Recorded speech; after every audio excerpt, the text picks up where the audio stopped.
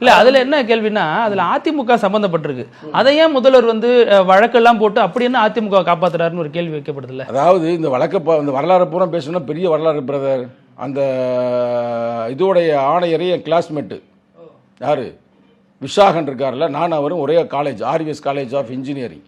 அவர் mechanic engineer, நான் civil. இன்னும் சொல்லணும்னா ஒரே ரூம்மேட்டு, புரியுதுங்களா? அந்த தம்பி நல்ல தம்பி. அப்ப அடுத்து உங்க வீட்டுக்கும் இடி ரைடு நமக்கு எதுக்கு வர்றாங்க கரெக்டா? அந்த தம்பியை வந்து மாட்டி விட்டாங்கன்னு நினைக்கிறேன், அப்படின்னு நினைக்கிறேன். இருந்தாலும் அவர் அப்படி செய்யக்கூடிய ஆள் இல்லை. ஏன்னா ஏன் சொல்ல வரேன்னா, நான் படிக்கிற காலத்திலேயே மது அருந்தாத ஒரு மாணவன். இன்றைக்கி மதுவே விற்க விட்டாங்க, ஐஏஎஸ் கலெக்டரே, சரிங்களா? ஆனால் நான் இதில் என்ன சொல்ல விரும்புகிறேன் என்றால், ஈடியை வைத்து ஒரு அடியாளை போல் மிரட்டுகிறது. எல்லா மாநிலத்திலையும் எங்கெல்லாம் இவங்க ஆட்சியில் இல்லையோ அங்கெல்லாம் அவங்க மிரட்டுறாங்க. இது நமக்கு தெரிஞ்ச உண்மைதான். ஒன்று ஈடி, இன்னொன்று ஆளுநர். அதான் இங்கே இருக்கிற பிரச்சனை. இப்போ நீங்கள் உண்மையிலேயே இதில் குற்றம் செய்திருந்தால், 1000 கோடி அதில் ஊழல் நடந்திருந்தால், இல்லை எந்த சிக்கலாக நீங்கள் கண்டுபிடிங்க. அதை விட நம்ம பேசிக்கொண்டிருக்கிற இந்த தருணத்தில் மதுரையில் அங்கே இருக்க நீதிபதி போலேந்தி அவர்கள், நீதி அரசர் அவர்கள் ஒன்று இப்போ சொல்லியிருக்காரு, பார்த்துருப்பீங்க வரும்போது. டாஸ்மார்க்குள்ளே என்னமோ நடக்குது, ஏதோ நடக்குது. சொன்னாலும் சொல்லலையா?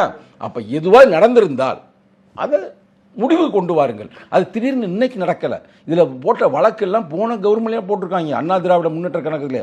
அந்த காலத்திலே 10 ரூபா எக்ஸ்ட்ரா வாங்கியிருக்கிறாங்க. இதெல்லாம் உங்களுக்கு தெரியும். அந்த 10 ரூபா விட வேண்டியதானே. அப்போ இடி விசாரிக்க விட்டு அதிமுக அம்பலப்படும் போது நானும் சொல்கிறேன், குற்றம் எந்த ஆட்சியாளர் செய்திருந்தாலும் சரி, அதை நீங்கள் கடுமையான நடவடிக்கை எடுங்க. ஆனால் என்னுடைய கருத்து என்னவென்றால், இப்போ மோடியோடைய அந்த இது இமேஜ் உடஞ்சி போச்சு. அந்த உடஞ்சனால அதை வந்து சரிகட்ட வேண்டும் என்பதற்காக பாருங்க, எல்லா முதல்வரும் வந்துட்டாங்க பாருங்க. அது குறிப்பாக எங்களை எதிர்த்து கொண்டிருந்த தமிழக முதல்வர் தளபதி ஸ்டாலினே வந்துட்டாரு பாருங்க அப்படின்னு வெளியில காட்டுறாரு. முதல் வரிசையில் நிக்க வச்சாங்க. ஊபி முதல்வருக்கு அடுத்து நிக்க. இதுல வந்து அடிமையானது, விழுந்தது யாரு? மோடி தான், தமிழக முதல்வர் ஸ்டாலின் இல்ல. அதை நான் இங்க பதிவு செய்ய விரும்புகிறேன். நான் சொன்ன கரெக்டா தப்பா? நீங்க ஒரு புதிய பாருங்க. அந்த 3 பாயிண்ட் யாரு திமுக தெரியாது, ரைட்டா? அவங்க உடனே கேட்டோம்னா ஈடிக்கும் பயப்பட மாட்டோம், நாங்க மோடிக்கும் பயப்பட மாட்டோம் டயலாக் அடிப்பாப்புல. அது உதயநிதி விமர்சிக்க தான் சொல்றாங்க. டயலாக் முக்கியம் இல்லைங்க, இதுல இருக்கிற கருத்து தானே.